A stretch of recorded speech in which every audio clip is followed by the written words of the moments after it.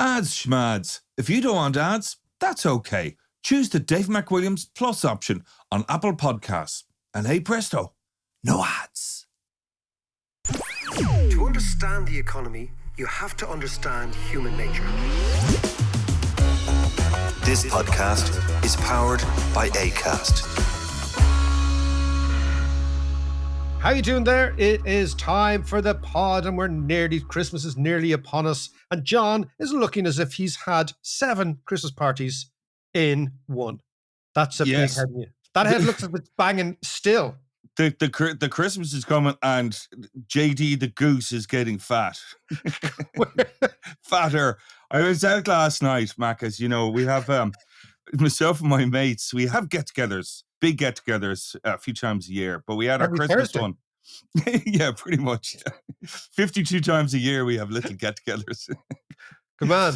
But we had our Christmas one last night and it was full on. And yes, I am a little bit worse for wear today, so... I think you're looking particularly... You look well in a hangover, Joe. There's a certain maturity. There's a certain, I don't know, je ne sais quoi. There's a certain, this man's been around. Yeah. He's a bit wiser than he was this time yesterday. All that sort of carry on. But last night, after the pub, like, we started late afternoon, and I don't know, I'm not sure what time we finished at, but it was late.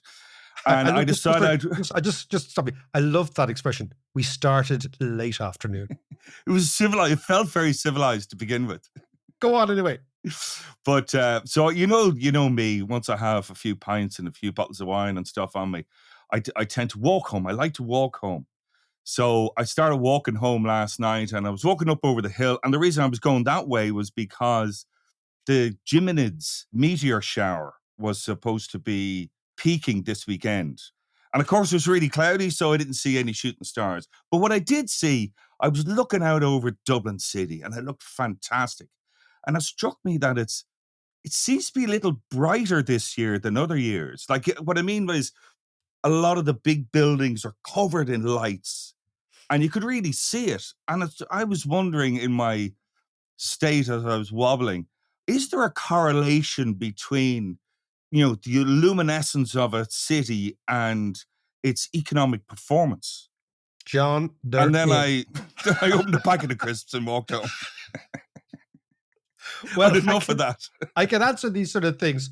So, firstly, dear listener, this podcast is going to be about a number of things, but mainly it's going to be about the divergence in performance between the American economy and the European economy, which explains why the Irish economy, which is an adjunct of the American economy, has been doing so well, not just relative to the past, relative to our neighbours, but also over the last 25 years. Mm. However, there are 2 or 3 examples of things that are happening in the Irish economy, which says, yeah, your standard of living is very, very high, but your quality of life isn't commensurate with that standard of living, and that is what needs to be fixed here. Yeah. To answer your question, which was seen very brightly through very blurry eyes, I suspect, this time yesterday, right, is, yes, there is, John. There is an absolute correlation between the luminescence of a city or a town, but particularly a city, and economic growth, economic vitality, economic vibrancy. Yeah. So what you might be seeing is that sense in Dublin City. The best example of this, John, I don't know if you've ever seen a wonderful satellite image of North and South Korea at night. Oh, so yeah. South Korea is absolutely bright and it's effervescent and it kind of jumps out of the page at you. North Korea, totally and utterly dead, black, dark, right? So North Korea being a classic example of a dark space. One of the more interesting things, if you look at a map of Europe satellite-wise, there's a great arc from Paris which goes all the way up to Amsterdam, taking in the Ruhr Valley, and then flips over left towards London and that very heavily populated part of course, England. So yeah, you're absolutely right. There is a luminescence. But there's another thing, John, that I want to talk to you about in terms of electricity usage. Yeah. In Belgium, we always talk about vacancy being a massive problem in Ireland. Vacant properties, you mean? Vacant properties, right? One of the problems with vacant properties in Ireland is the way in which we go about trying to establish what are vacant and unused is we ask people. Now, what happens is lots of landlords who have vacant properties and are sitting and hoarding are inclined to say, oh, no, somebody's in there. Oh, no, we just don't necessarily have a tenant, but have a cousin or a nephew or whatever, right? And all they're doing is sitting on the property in order to make money when the property value goes up. Yeah. In Belgium, a country, and speaking of Belgium, in terms of luminescence, John, do you know what the only structure that can be seen from the moon is? From the On the Earth. Yeah. In daylight, it is the Great Wall of China. And in nighttime, it is the Belgian motorway system. No way. Belgian motorways are the only motorways in Europe that are lit up all the time. There you go. Really? Ridiculous facts. You see, That is totally ridiculous. But you that's just throw something at fascinating. me, John, and I just give you great things. But the Belgians, the way in which they clamp down on vacancy is they use electricity bills. So every single property in Belgium, like every single property in Ireland, has an electricity meter. Every single property in Belgium, therefore, in order to establish whether they're vacant or not, they just go to the electricity meter. And if they see the electricity meter hasn't budged in a year, they say, well, it's vacant. So Right. that's what we should And then do. what do they do? Then they go and tax people to try and encourage Right. vacancies to come in. Because if you've spent any times in Brussels, there are large parts of Brussels that are actually, not large parts, but significant parts of Brussels that are derelict and are unoccupied. And of course, Belgium has, like everywhere else, got a problem with vacancy, dereliction, homelessness, all that. Nothing on the scale of Ireland, but it has. So to make concrete your ruminations last night after many pints, bottles of wine, and ahead of the packet of crisps which have clearly sorted you out on your way home, you're absolutely right. There is a profound. I was wondering as well is, the phrase, the darkest hours before the dawn is the brightest moment before the crash. Ooh. Well, if you want to have another great leading indicator of crashes, John, it's called the erection index. And I know this will appeal to you just in the chuckle, right? Because clearly after a rake of pints, you are at your most potent. Anyway, Indeed. the erection index is the following, right? The Empire State Building, John, was completed just on the eve of the Great Depression. Right. Okay. The Petronas Towers in Malaysia, tallest buildings in the world at the time, were completed just before the Asian crash. Go back to the UK, you will find, do you remember Canary Wharf? When was that completed? Just before the great Thatcherite crash. Now, why is this? It's because developers get all horny about their developments and they start to build trophy buildings, number one. Yeah. And number two, because the price of the land goes up so much, they have to build up in order to make the whole thing work financially. So there is a great, So it's great like correlation. economic Viagra. It's like economic Viagra. So there is a great correlation between the size of buildings and the likelihood of the crash. Just bear that in mind, John. Just Right. bear that in mind. I think I'm heading for a crash. Right. Okay. Now, let us get back to the issue at stake here. Two charts fascinated me over the last day or two. Yeah. One was the European population going back to 1961. Now, John, in the year we were born, Yeah. so long ago now, we can't mention it. 1966, there were 7.8 million babies born in Europe. Right. Yesterday, figures came out for this year. There's 3 million. It's the lowest ever on record. Wow. That's quite a difference. It's a massive, massive shift. The European population is falling rapidly. Now, not as rapidly as the Chinese population, but it's falling very, very rapidly. It's now down to about the level of the American population, ironically. Because Right. Europeans had much more kids than Americans in the 60s and 70s and 80s because we were much poorer. But is this why Elon Musk is all about, making babies? That's his whole thing now, isn't it? He has about 28 or something. He's got about 28 babies and he calls them after algorithms and things like that. I don't know. Yeah. Actually, leave him out because we're going to talk about him in the next podcast, John. Right. I'd leave him out full stop. Full stop, right? So that's the first thing. What is this telling us about Europe? Number one. But number two, a statistic that I also saw in the same article, was in the FT, was the following, John, and I think it's very, very germane for Ireland, which was the share of babies born to mothers aged 40 and over in every country in Europe from 2002 to 2022. The extraordinary thing is, John, In 2002, only 3.37% of all babies born in Ireland were to mothers age over 40. That figure has shot up now to 11.2%. We have now got the highest proportion of old mothers in Europe from having been around the average, right? Number one. To get that into your head, what that means is since 2002, so in the last 20 years, the amount of babies born to women over the age of 40 in Ireland has gone from around 1 in 30 to 1 in 10, even a little bit less than 1 in 10. Yeah. Now, what that tells you is the discussion we're going to have about the Irish economy has to be seen in the context of this.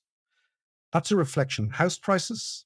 It's a reflection on the commute. It's a reflection on how expensive children are. It's a reflection on the lack of childcare.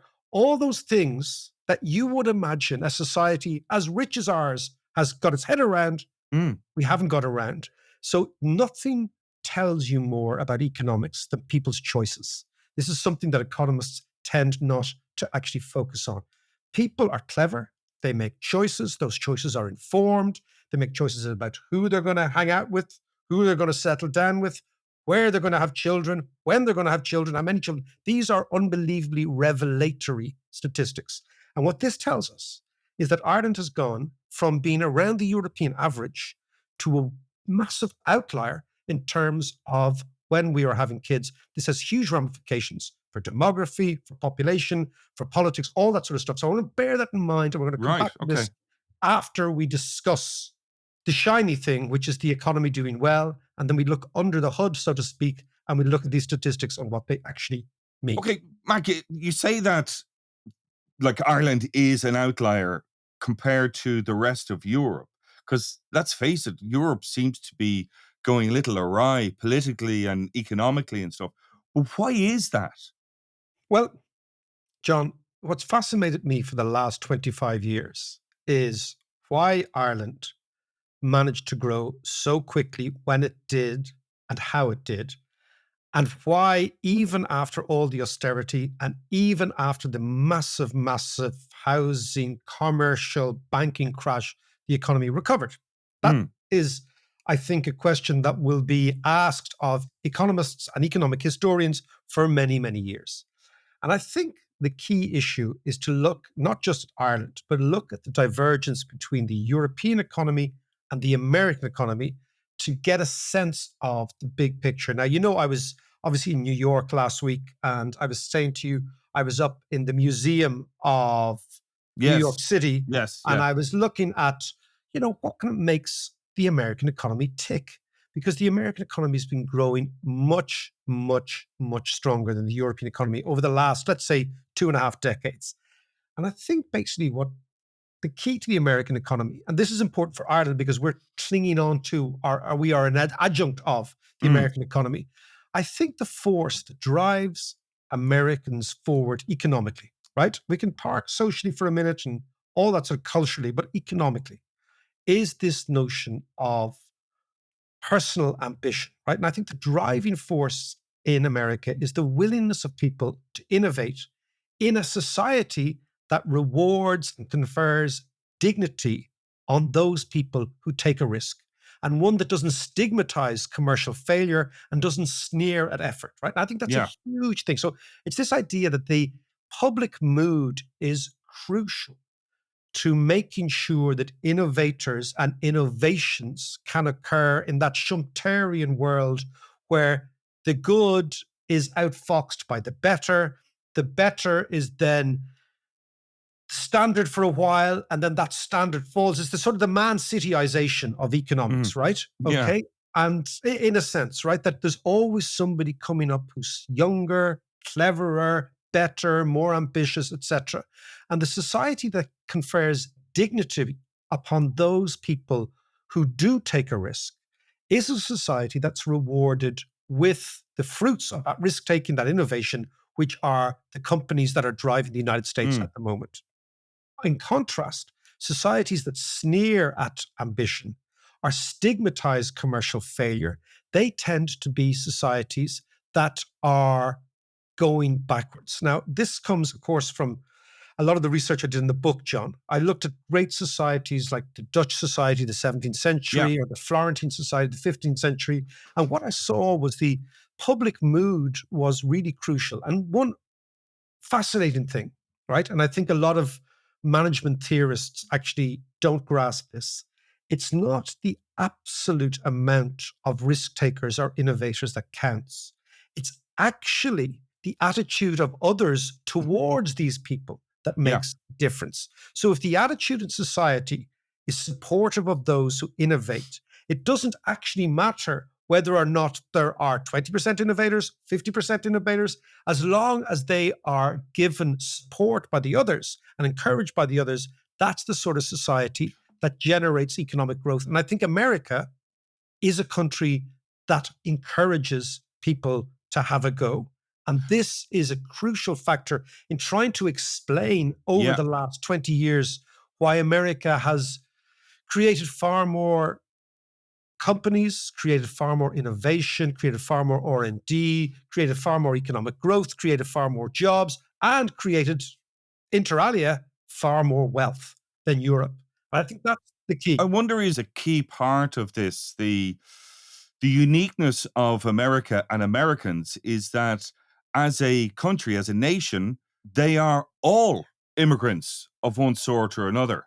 And that immigrant kind of mentality is so deeply ingrained in them, as opposed to the Europeans who didn't get up and leave and go to America in the 19th century. I think there's no doubt that that's definitely a significant part of the explanation.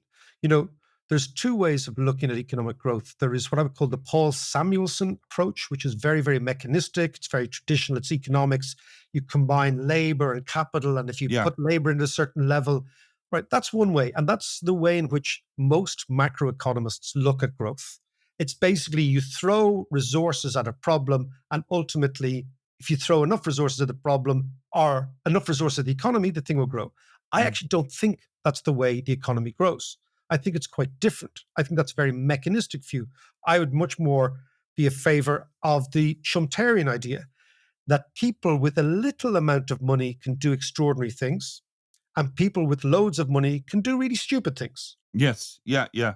That it's actually an attitudinal thing, that actually economic growth and innovation and commercial and to a degree cultural and intellectual creativity is not a function of money.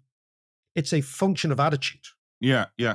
Now, of course, you have to have a certain amount of money and you have to have a certain amount of institutions and legal systems and all that. But once you have all that stuff in place, it is more to do with the personal internal drive and the personal internal voice, in a way, of Yeah. individuals or groups of individuals. And I think that's what's driving America at the moment.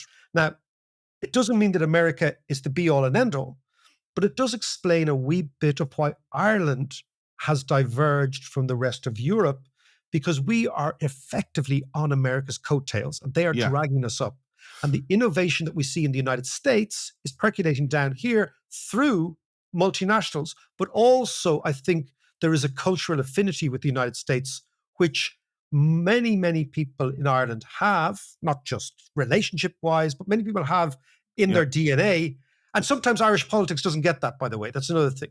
In Yeah. Irish Yeah. politics, you could imagine that we're all this anti-commercial, anti-capitalist, finger pointing, all this sort of stuff. And actually, we're not like that at all, as the Yeah. election evidenced.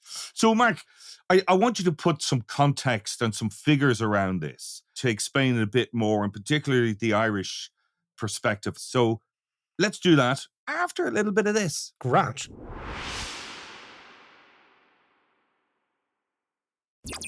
So, Mark, we're talking about the kind of divergence between Europe and America and how Ireland is kind of the outlier in Europe, economically speaking, and when it comes to economic growth. So put some context and some figures around this. I'll tell you, I'll make this very concrete, John. You were talking about being up looking over Dublin last night, right? Yes. I happened to be in a bar called Beyond the Pale on Spring Street in Manhattan, in Lower Manhattan, Yeah. Yeah. last week, right? A fella called Ronan was actually serving me. It's a very trendy bar, Irish bar.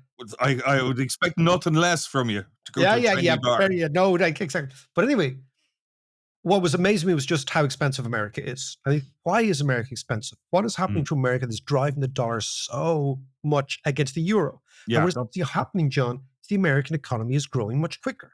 And as the American economy grows much quicker, the demand for money in America and the demand for dollars increases, but also the perception of where American interest rates are going is interest rates are on the increase as the economy begins to increase. Now, Hmm. just give you a few figures, right? This explains my dilemma at Beyond the Pale. By the way, if you do go to New York, fantastic bar, right? Anyway, I hope you tipped well. of course, Flahool, right? US GDP, John, since the pandemic is now 8.7% bigger than it was when the pandemic hit. And that is more than double the 3.4% recorded for the Eurozone. Now, if you think that's bad, that is 5 times stronger than the 1.7% seen in the languid UK. You're right. So spare a thought for our friends across the water, right? Estimates from the IMF suggest that living standards in Europe have fallen by 1/3 relative to the US since 2000. That is huge. That's absolutely huge. Wow. And Yeah. it's also expected to continue this way up until about 2030, right? The continent, i.e., the European continent, is estimated to have lost 20% productivity relative to the US since the mid 1990s. So that's over a 30-year period. This is huge. And the fall in output is directly related to the inability of European countries to use new technologies effectively. Is this fall in productivity? Is this in particular sectors or is this just across the board? This is across the board, Okay. right?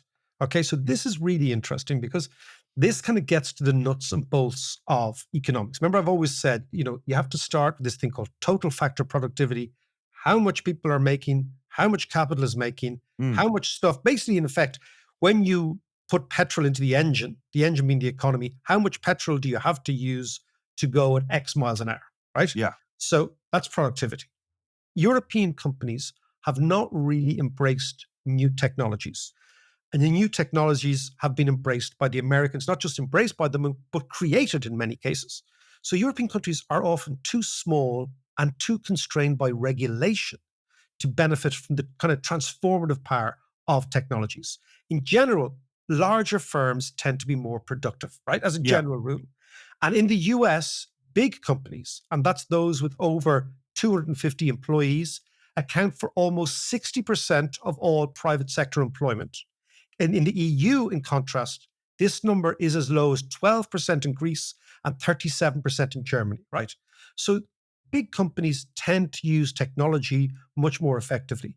The country with the biggest companies is the United States. Yeah. It uses technology. The technology drives productivity. Productivity drives wages and profits. And as a consequence of that, there's this kind of internal dynamism in the States. It's this idea of go big or go home. The Yanks have that idea. Yeah. Just do it, right? Now, of course, a lack of investment, which is related to not taking up new technologies, is another part of the problem. I'll give you another figure, right, John? The US investment is now 8% above the level it was when the pandemic hit. In contrast, investment in the Eurozone is 4% below it was when COVID hit. Mm. Now, what that means is that Europeans in general are kind of afraid of the future.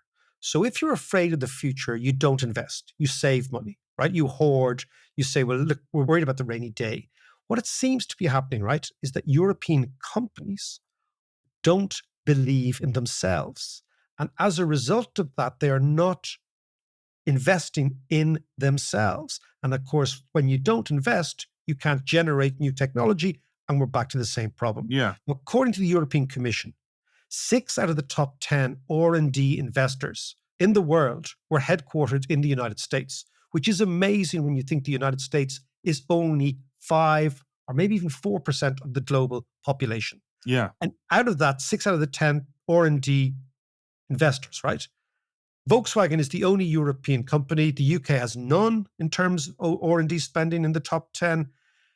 R&D spending in the so-called Magnificent Seven, that's Alphabet, Amazon, Apple, Meta, Microsoft, Nvidia, and Tesla, Yeah. amounted to more than $200 billion last year. I'll give you a figure, right? That is more than total spending in Europe in the private and public sector. So it's phenomenal, right? And of course, venture capital in the US, it's almost 3 times more likely that a company will be seeded by venture capital in Europe than in the United States. So what happens is that corporate Europe isn't spending, but also us Europeans aren't spending. We save 14% of our incomes every year. The Yeah. Americans only save 5%. So what you have, John, what you have is this totally different structure of the economy, which is driving the Americans forward. And of course, Ireland, because we did this little tax deal years ago, is benefiting enormously from it. Yeah, but there's two thoughts I had there when you were talking. Like, one is, old One is, people will you don't. ever shut up? Well, one is old people don't invest as much as young people, and Europe are older. But more importantly, it was Russell Napier who was saying the other week about Macron's speech when he talked about the French investment in American R&D. So we're kind of offshoring our investments Yeah, to America and not you're, keeping them in you're in absolutely right. Europe. So what's happening is Europe is saving an enormous amount. And we have to do something with those savings to generate income for the people who are saving, because you can't Yeah, generate income out of nothing. So what we're doing, the continent is doing, is they are buying American assets with their savings. So the Americans, to look at the other way around, is the Americans are utilizing the savings of Europeans to generate investment, to generate profits for right. Americans and a stream of income for Europeans. So, in a way, we're outsourcing the responsibility of economic growth to the United States. And that Jesus. then Right. percolates down into GDP figures. But those GDP figures don't tell you the real story. The real story is things like the falling population. Yeah. Because what happens when the population begins to fall, what you're feeling is that people think, you know what, I'm happy here. I don't want any more responsibilities. I don't want any more kids. Now, of course, there's loads of other reasons, right? But it's a very interesting headline figure. And more interestingly, for the political economy, economies that are not growing get angry. That's the key. Economies that are growing have enough revenue and resources to throw around in order to keep the peace.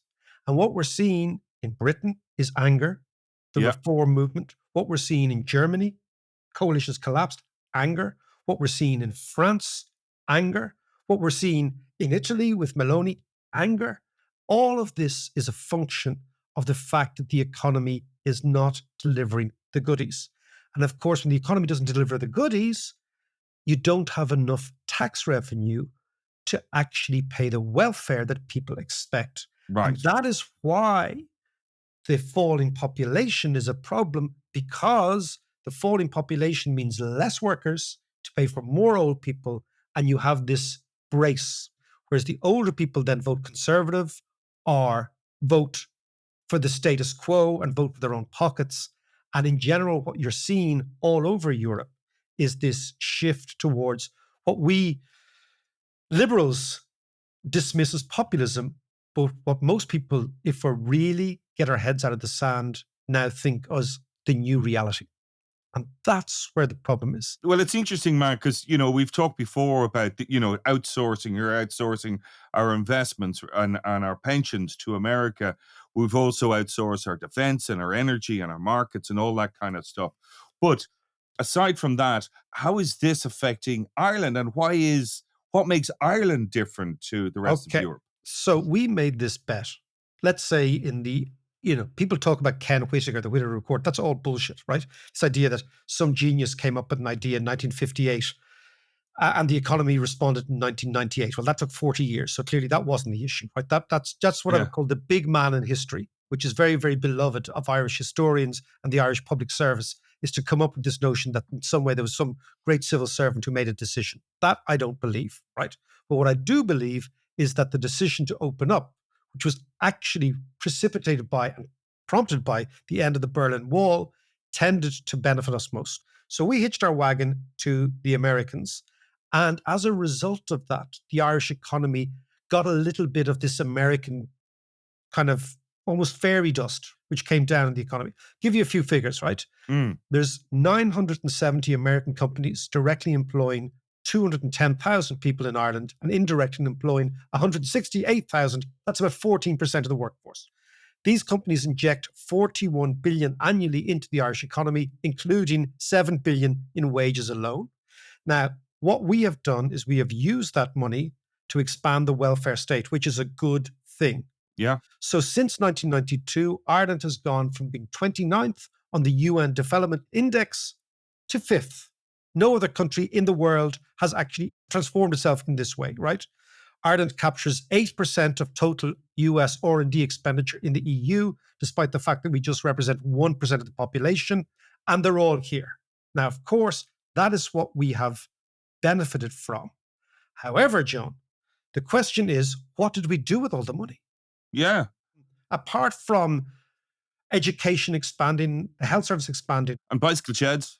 bicycle sheds, why is it that despite all this, Irish women or Irish couples have pushed out having children, so much so that 11% of women who are having babies in Ireland are over the age of 40, up from 3% 20 years ago. And now we are the outlier in Europe.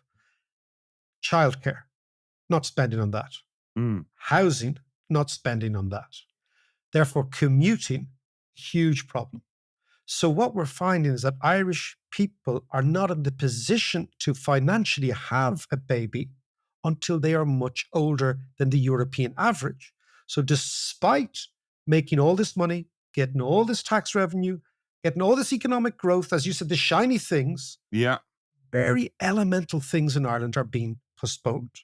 And that, I think, is a significant dilemma. Because what you have is obviously from the 1960s, 70s, 80s, all the way up, you're having an increasing amount of Irish women not having kids really early. So that's a normal thing, right? You get up to your late 20s and that's when it happens. But something has happened in the last 20 years, meaning that Irish family formation is much later than anywhere else in Europe. And it has to be located in things like childcare, in things like housing. And of course, more and more women are working, and that changes the dynamic. But more and more women in Sweden are working, in Denmark are working, in France are working, et cetera, et cetera. So I think that what you have is a serious dilemma for Europe, which is how is Europe going to reimagine, reinvent itself, reinvigorate itself so that the growth rates that the Americans have seen over the last, let's say, 20 years are in some way reflected in Europe in the next 20 years. We know the way politics is going in Europe, and it's not going in the way that suggests that liberalism will be the new creed. On the contrary, it has a 1920s feeling to it, which is a bit worrying. The other dilemma for Ireland is we've had all this money. We know there's a threat to all this in the future. We know that Mr. Trump may well change the way the world works. We know that globalization and the heyday of globalization is kind of over. We know that we've done very well. And yet what we're seeing is we haven't provided the wherewithal or the rudiments of society that is delivering across the board. And I'll leave it here, John. One thing economists tend to talk about is the standard of living. Our standard of living is very high as a general aggregate rule. Not everybody, but in general. But when, John, the standard of living deviates from the quality of life, then you have a serious problem of management. And it is management that Ireland is very poor at. And if we don't get better at it, we could well blow these golden years that have delivered us loads of money and loads of opportunity, but not anywhere near the quality of life that people demand.